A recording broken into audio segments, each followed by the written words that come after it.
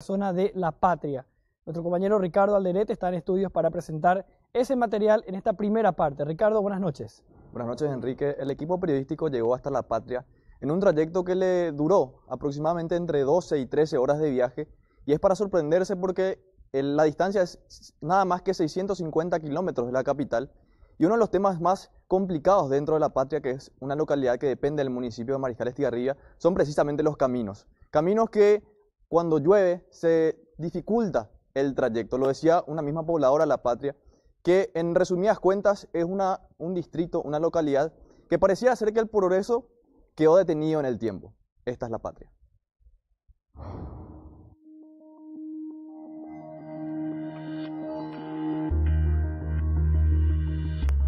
La Patria es una localidad dependiente del municipio de Mariscal Estigarribia, ubicada a 650 kilómetros de la capital del país. Desde los 70, este lugar fue construido estratégicamente para que el desarrollo sea impulsado en la región chaqueña mediante la formación de establecimientos ganaderos y el estudio del suelo.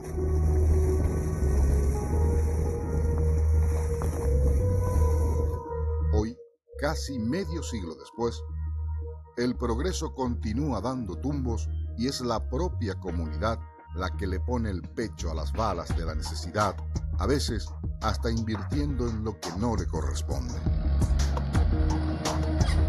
La falta de caminos forma parte de la cotidianeidad de La Patria. Las conexiones con otras localidades son precarias. Existe solamente una ruta directa y los caminos de tierra son una constante, donde hallar una vía pavimentada sin cráteres representa un verdadero milagro. El trayecto de La Patria a Mariscal, 120 kilómetros en 12 horas. Hay partes donde se corta la ruta que todavía está en construcción.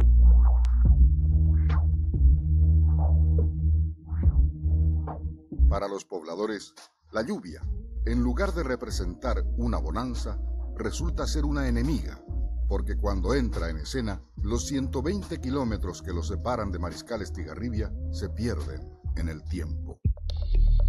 El lodo marca presencia y son numerosos los vehículos y camiones varados.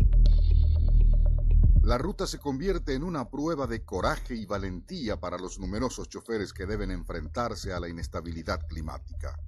Viajar es realmente una verdadera odisea para la gente de La Patria, y ni hablar si un poblador se encuentra gravemente enfermo y tenga que ir al único hospital de referencia de la zona.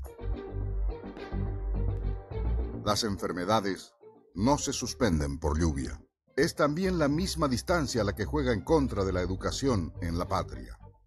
Muchos funcionarios de establecimientos ganaderos de otras localidades intentan que sus hijos estudien allí, pero debido a la cantidad de tiempo que se emplea en trasladar a los chicos de un punto a otro y también el gasto que esto representa, hace que los padres se vean obligados a no poder enviarlos a la escuela, que es el lugar donde deberían estar. Los comerciantes de la zona se ven obligados a elevar los precios de sus productos, dado el difícil arribo de artículos de primera necesidad al lugar, y los pobladores deben realizar una verdadera economía de guerra para no sufrir los embates del desabastecimiento en el hogar. En pleno siglo XXI, numerosos paraguayos se encuentran aislados, siendo privados así de tener una mejor calidad de vida. Allí, en La Patria, donde el progreso pareciera haber quedado detenido en el tiempo.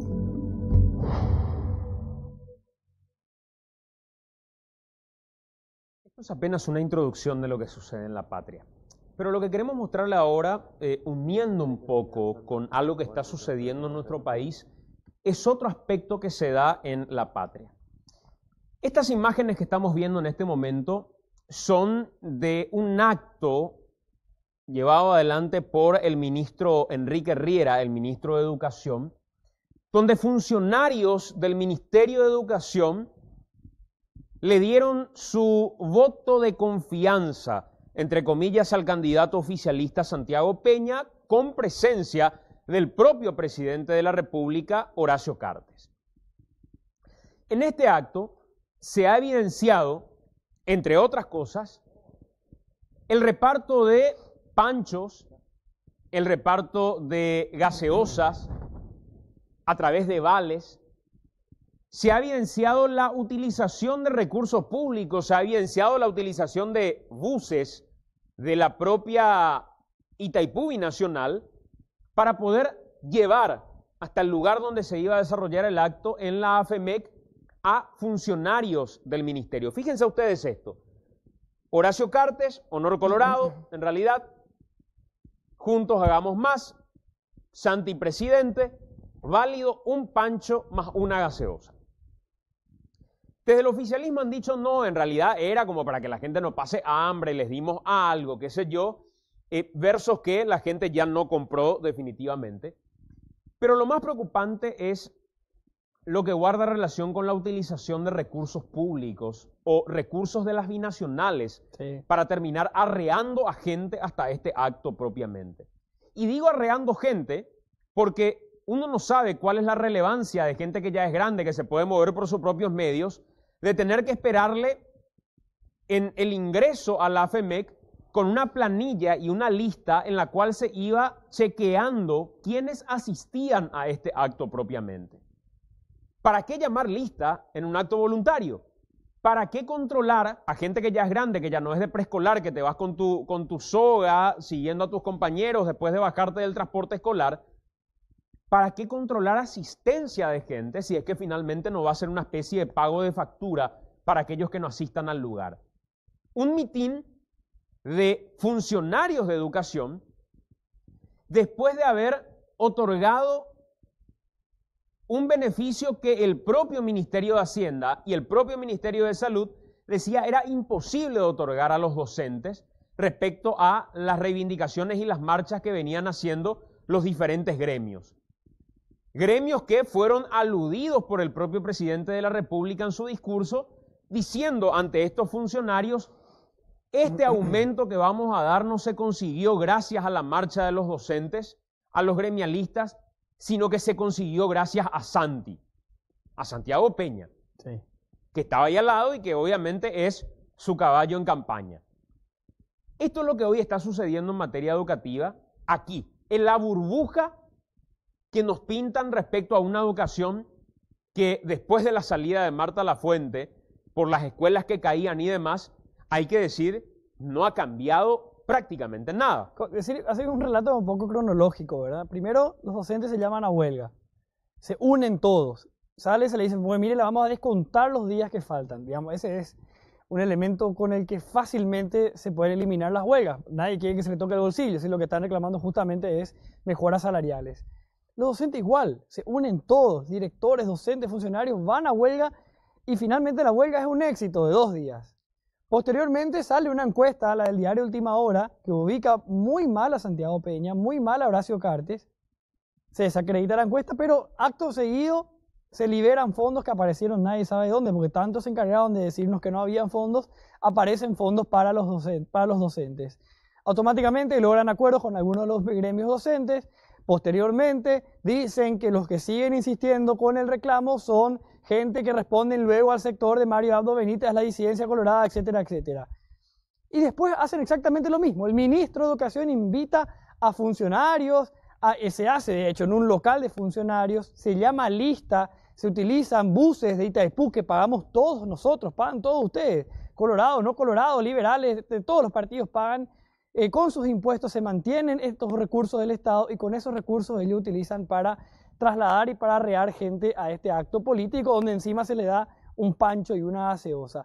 Un poco un relato cronológico para entender por qué se hace este tipo de eventos con ese nivel de desesperación y ante estos anuncios de los temas económicos. Santiago decía bien recién, esto pasa en la burbuja acá, en Asunción, en tema de educación. Sectores que pelean por una reivindicación, otros que pelean por otra, en medio de actos políticos. Así está la burbuja, así está acá la cosa. Y hay imágenes que muestran también el momento en el que estaban llamando lista nada más y nada menos que en estos actos, que vamos a ir mostrando un poco más adelante. Mientras en la burbuja pasaba esto, en una burbuja en la que hay que decir, ya hemos evidenciado también en su momento a gente que trabaja en cargos directivos del MEC y que sin embargo eran cupos políticos del propio Enrique Riera, el caso de Aníbal Zapatini, que un hombre que ni siquiera sabe diferenciar lo que se escribe con S, lo que se escribe con C a través de sus redes sociales, que tiene un cargo de director en el Ministerio de Educación, un salario bastante alto, y que fue candidato a diputado en su momento por el movimiento de Enrique Riera. Cupos políticos en medio de situaciones que deben blindarse, como es la educación, de ese tipo de prácticas. Pero en contrapartida a lo que sucede en la burbuja que nos venden, nuestro compañero Rubén Ramírez está aquí para contarnos lo que pasa en la patria en materia educativa. Rubén, ¿cómo estás? ¿Cómo estás, Santiago? Muy buenas noches. Así es, Santiago. Mientras aquí se realiza proselitismo con la utilización de recursos del Estado, en la patria, Chaco paraguayo, van a ver cómo está la única escuela del distrito. A ver. La escuela Teniente Primero Ramiro Espínola. Primeramente funcionaba como un internado. Contaba solo con 2 profesores y una responsable encargada de cuidar y cocinar a los chicos. Actualmente, el internado se encuentra cerrado y los mismos profesores continúan remando, buscando un mejor porvenir para los niños. Blanca de Ochoa y Juan Ángel Yajarí son los docentes que tienen la difícil misión de sobreponerse ante las limitaciones, las refacciones y los constantes pedidos de asistencia a las autoridades para que esta escuela siga funcionando con normalidad. Ambos docentes coinciden en que es necesaria la presencia de más docentes en la institución para que las clases puedan ser aprovechadas. La verdad que nos faltaría más, por lo menos 2 docentes más para poder trabajar bien. Son conscientes que solos no pueden cubrir todas las carencias. Claman por contar con más compañeros, pero por sobre todo, que el Ministerio de Educación no los deje desamparados luchando con las manos atadas. El año pasado estuve enseñando preescolar y primer grado y por la mañana el segundo grado. Todo se maneja así, a nivel política. Si no tenés un amigo político, es difícil encontrar trabajo en este rubro, ¿verdad? ¿Cómo se hace cuando uno tiene voluntad de mejorar e invertir en un lugar que no le corresponde y los responsables de mediar por las refacciones donde el futuro del país se teje no se ponen de acuerdo? Los padres de los chicos, por iniciativa propia, generaron recursos económicos mediante torneos de fútbol y colaboraciones para poder invertir en mejorar la infraestructura de la escuela. El objetivo era culminar los baños, ya que antes solo existía una letrina. Lo vergonzoso del caso es la indiferencia de los 2 ministerios que, a causa de una indecisión, postergan hace más de 20 años el desarrollo educativo de una comunidad. En 20 años que yo estoy, ¿verdad? Habíamos solicitado ayuda al Ministerio de Educación, ¿verdad? Diciendo que el terreno no le corresponde, que le corresponde a Agricultura. Que no es de ello, ¿verdad? Entonces, y pedimos ayuda a Agricultura y Agricultura dice que le pertenece a Educación porque Educación es el que está usufructuando de los edificios. En más de 20 años, ¿cuántas veces se refaccionó? Y una sola vez. Que los padres de familia, ellos se colaboran entre sí, ellos traen la carne y la verdura y se cocinan ellos. Retraso, postergación, indiferencia. Son palabras que retumban a lo largo y ancho de esta escuela, ya sea con los materiales escolares que reciben los chicos del primero al sexto grado, y no así los chicos del nivel inicial, quienes a su edad son los que más elementos necesitan para los cimientos de su educación. Año a año, la película se repite y la brecha se expande entre aquellos que pueden culminar la primaria por pertenecer a una familia con mejores ingresos y aquellos que ven truncados sus sueños de seguir estudiando en su tierra. Llegaron 2 chicas preguntando por el 7º grado y yo le dije que no va a haber 7º grado otra vez porque no hay rubro para eso.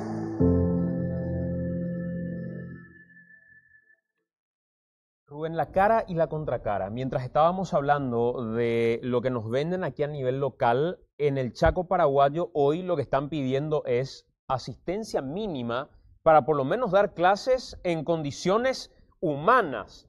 Así mismo es, Santiago, ¿no? Es decir, no solamente una asistencia mínima, sino también los rubros, porque hay gente, hay chicos que tienen la edad suficiente para cursar el séptimo grado que no pueden cursar el séptimo grado en la patria por falta de rubros. Hay otro, el docente Juan Ángel Yajarí es también uno de los docentes que tiene a su cargo más de 3 grados y también tiene a su cargo el nivel inicial, es decir, una persona que debe estar abocada a solamente un curso como lo es el preescolar, tiene que también estar a cargo de los chicos de primer ciclo, por ejemplo, primer y segundo grado. Y también el caso, el tema de los baños allá en la patria. Que están en condiciones realmente horribles. Ahora, Rubén, cuando hablamos de gente que es olvidada, estamos hablando también de comunidades indígenas que viven en el lugar. Y ellos mismos terminan admitiendo y terminan diciendo, vienen a visitarnos en medio de las campañas electorales, pero después nos olvidan y nos dejan de lado. Hace muy poco escuchábamos a referentes del INDI o referentes del propio gobierno decir que por primera vez los reclamos indígenas se habían escuchado en este país. Sin embargo, la realidad que ustedes lograron constatar es muy diferente. Así es, los guaraní ñandeva, que es la etnia que está ubicada en Segunda Trinchera, localidad que está también a unos cuantos kilómetros de la patria, es una comunidad que también necesita de la asistencia del INDI, también de la asistencia de la gobernación propia del departamento de Boquerón, personas que verdaderamente están a su suerte, olvidadas, que ni siquiera pueden comer más de una vez al día. ¿Vemos la primera parte de ese material? Así es, Santiago, vamos a ver la primera parte de ese material.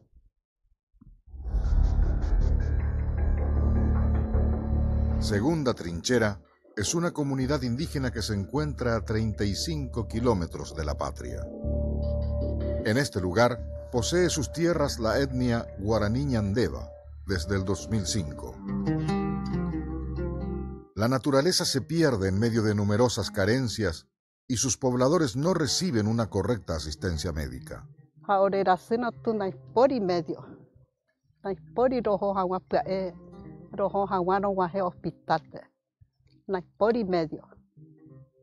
Los guaraní ñandeva poseen cerca de 10.000 hectáreas divididas en 2. Del otro lado se encuentra Siracua. Los pedidos clamando la presencia de las autoridades por parte de los pueblos originarios es algo que se viene dando desde hace muchísimos años. Nuestra visita estuvo marcada nuevamente por ese reclamo que continúa. Los políticos de turno solo aparecen por la zona en época de elecciones. Una historia de nunca acabar. Cuando la comunidad Segunda Trinchera, este tiempo hace mi autoridad cuidando de chao, ahora de llante pues, pero elección corría tu o paitejo. Ni indiguacuera ni no guajeco ape, ni mavecten. Los problemas de esta comunidad con sus cultivos son graves. Se pierden a causa de los propios fenómenos climáticos y por la falta de asistencia a la hora de la cosecha. Al no encontrar productividad en sus siembras, los guaraní ñandeva no tienen alimentos suficientes para abastecer a su comunidad.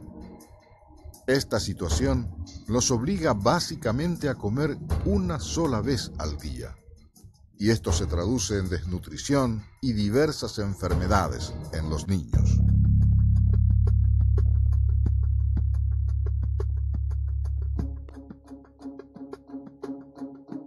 Los niños son finalmente los más expuestos ante este tipo de circunstancias y lo que ellos solicitan es que no los visiten solo cuando hay campaña electoral, Rubén. Así es, el que no ser visitados solamente en campaña electoral, sino también que les puedan ser proveídos de la asistencia, Santiago, para sus cultivos, también para los medicamentos, también porque ellos tienen una persona encargada de la parte, de la parte médica, pero necesitan médicos allá en Segunda Trinchera. Vemos eso. A ver, la segunda parte.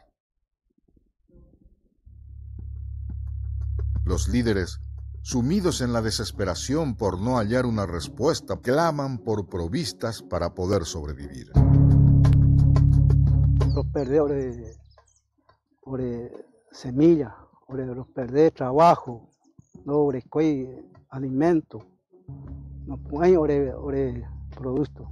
Orero hay que tener provistas, provista. Va a eres deure porque no pueden ore no sei ore. Con a pesha una vez pues haré oye carupama ya carulla no por ibeima. Pesha coape mi taumia coteve alimento. Ambasi se guaymima andar coi hawere animal. Hawere coi ovesha ni baevete. Gare sapu antes se nace je piseña esta cuera de a mañana mujer se cuera. Que andar coi baeve. Esta etnia conoce perfectamente el rostro de la indiferencia y el de la adversidad. Sin embargo, día a día, busca sobreponerse ante la ausencia de quienes deberían velar por ellos y aguardan que aquellos un día abandonen la oficina para llegar a estas tierras a verificar la situación. Pues seiterio robu hasta anga presidente o guajena mocoa pe ore ro eva apese amo guajea me supe co presidente saparino guana hace abuata robu hasta ore comunidad.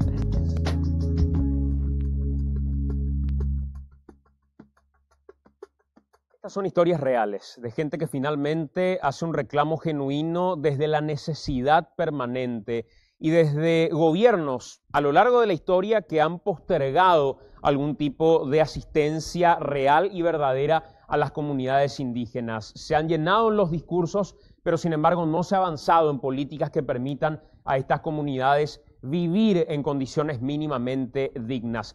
Nosotros vamos a hacer una pausa y a la vuelta de la pausa seguimos en esta edición de AM contando historias, haciendo un viaje hasta imaginario ustedes probablemente, pero un viaje real nosotros, trayéndoles en la pantalla lo que